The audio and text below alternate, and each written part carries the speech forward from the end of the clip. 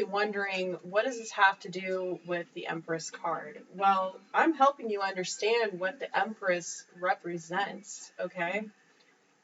So we have both masculine and feminine energies in every person. And when you come into balance with those energies, you represent a certain status quo. And when you become an empress or an emperor, you become the master of 4 queens or 4 kings in the emperor. Like, it doesn't get much higher than the empress and the emperor as far as the status quo in the tarot. Okay?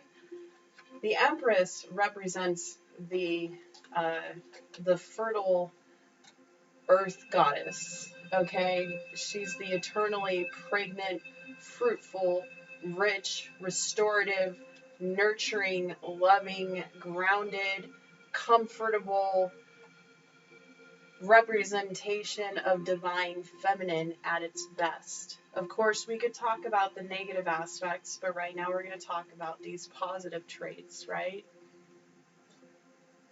So if you look at that in a 3D perspective, we're looking at it from the perspective of material wealth, comfort, satisfaction. So yeah, to pull the Empress card for the collective is a good sign. It's a great sign of empowering that Mama Earth grounded, fruitful energy.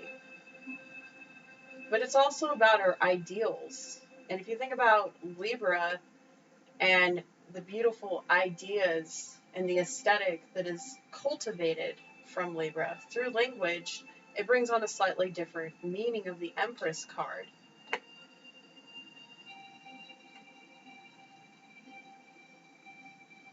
And it's interesting to bring that up because with Venus being in Aries, its polar opposite, and it being in retrograde, being under review, what we value, what we're attracted to,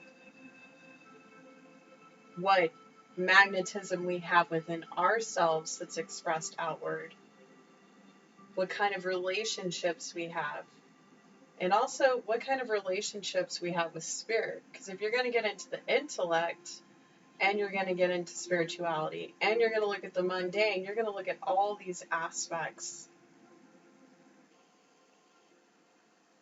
So I ask you, collective,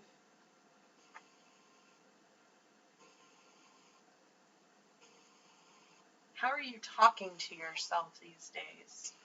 You see, Taurus also rules the throat chakra, even though people would think that Gemini rules it, because Gemini is the next sign in the zodiac, okay? And it rules communication and all those kinds of things.